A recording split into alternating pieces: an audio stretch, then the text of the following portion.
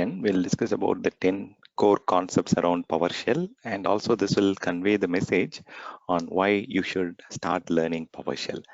Okay, most of you know PowerShell was initially intended as a closed source product as part of your operating system, like Windows, Microsoft Windows operating server and client operating system. But now it has become an open source product. You can go ahead and download the source code and you can install it on multiple different flavors of operating system, not just Windows, Linux, Mac OS, and Unix flavors. So initially it was intended as a CLI tool just for the IT administrators to reduce the toil or reduce the manual repetitive work. But now developers and the DevOps team, they are all using it for automating the CI/CD pipelines and the tasks and configuration for both application code and infrastructure as a code.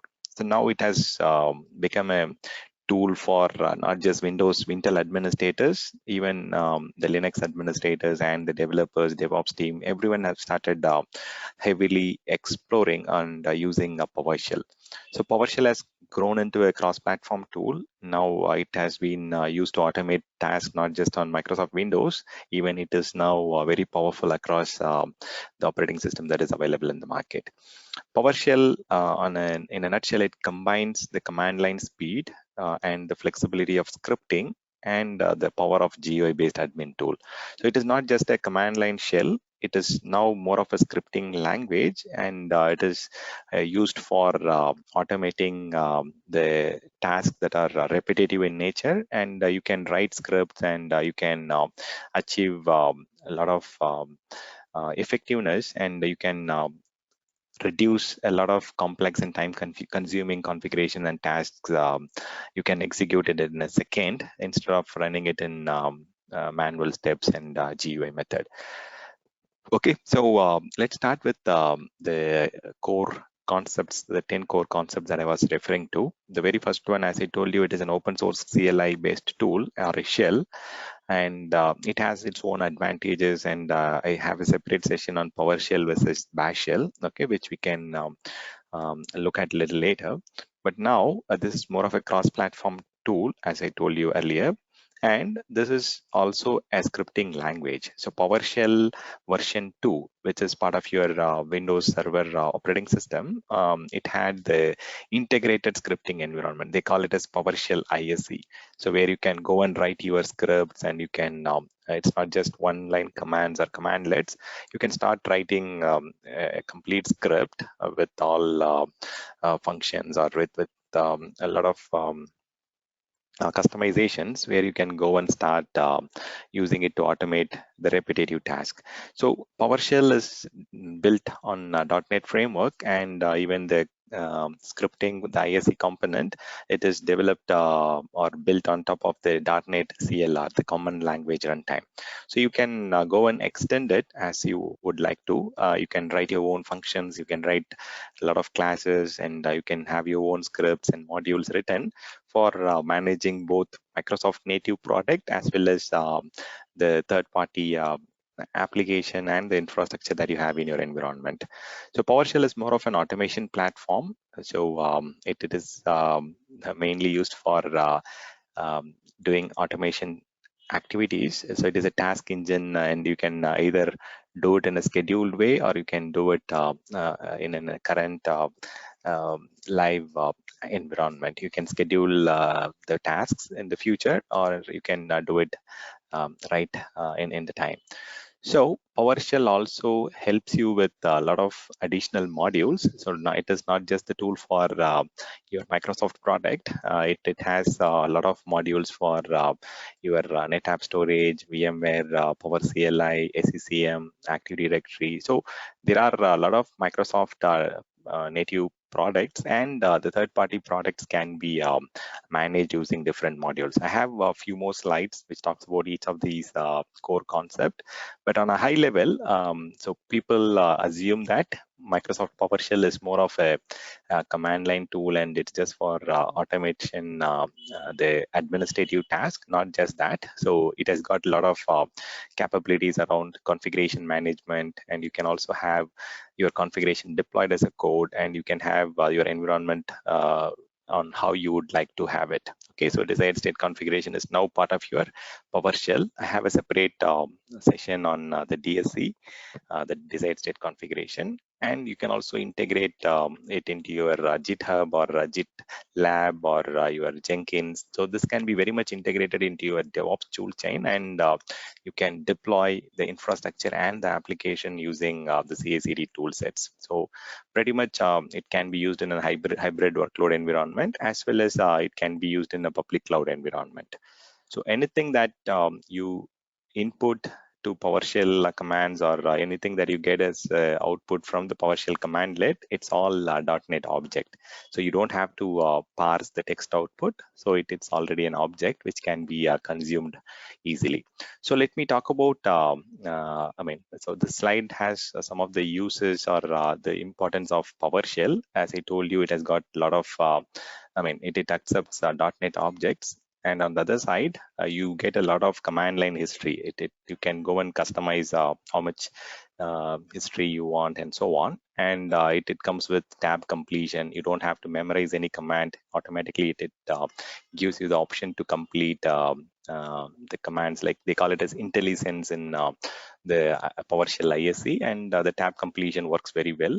And you have a lot of aliases, so you don't have to just use PowerShell command when you are working on PowerShell. You can also use commands from your Linux Bash shell and Microsoft Windows command line.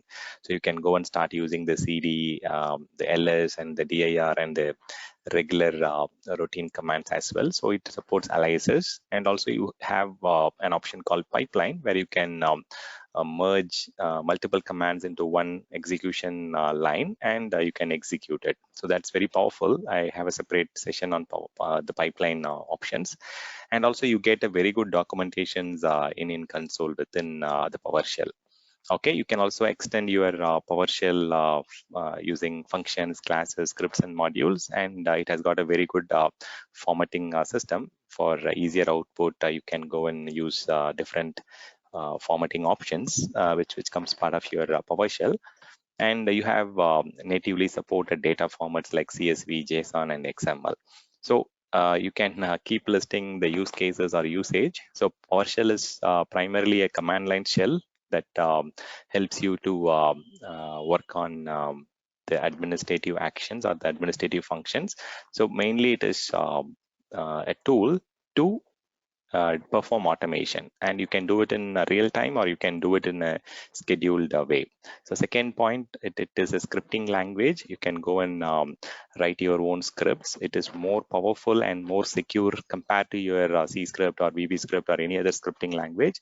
So PowerShell supports a lot of extensions, or it can be extended with your own functions, classes. You can have a lot of native data formats that are supported. So PowerShell is more powerful scripting language, and it is also an automation platform where you can go and it allows performing repetitive tasks more efficiently by combining multiple commands and by writing script. Suppose if you are a system administrator, you need to deal with hundreds of AD objects or thousands of Exchange mailboxes. So this PowerShell helps you reduce a lot of toil or manual work. So PowerShell is a very powerful automation platform. It supports Microsoft native products as well as third-party public cloud and third-party products. It's also a configuration management tool where you can have your own desired state. You can also push the configuration as a code, and you can have the environment deployed and managed using the configuration that you would like. So interactivity with other products. So if you look at the list here, it supports more than the listed application. So some of these might be a surprise for you. For example, you can see that there are around 2,000 plus commandlets that are there for NetApp, and VMware PowerCLI has got more than 500 plus commandlets, and also it supports a separate provider for your VMware vSphere PowerCLI, and also it has got a management GUI option. Many people might have been thinking that Microsoft PowerShell is intended for Microsoft native products. See, only the top 10 are Microsoft native, whereas the other listings like IBM WebSphere, Dell Equilogic, it has different commandlets for hardware level, middleware, and storage, and virtualization, IoT, a lot of different monitoring tools. PowerShell has got different commandlets and modules for different third-party tools.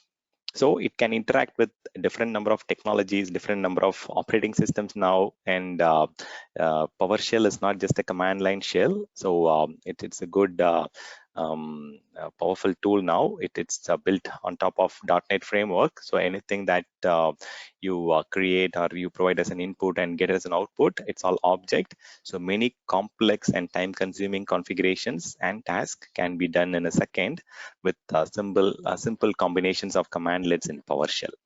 Okay, it's time to learn PowerShell and explore more. And a lot of examinations also, like for example, Azure exams or Office 365 exams, a lot of questions are around PowerShell as well. So PowerShell is becoming very vital as part of the work environment. Also, when you go and appear for exams, PowerShell has become, it plays a pivotal role. Okay, so these are the 10 core concepts. So PowerShell is not just an automation tool from the command line. It provides a lot of other areas as well. So this is what I was trying to cover in this session. Thank you for listening.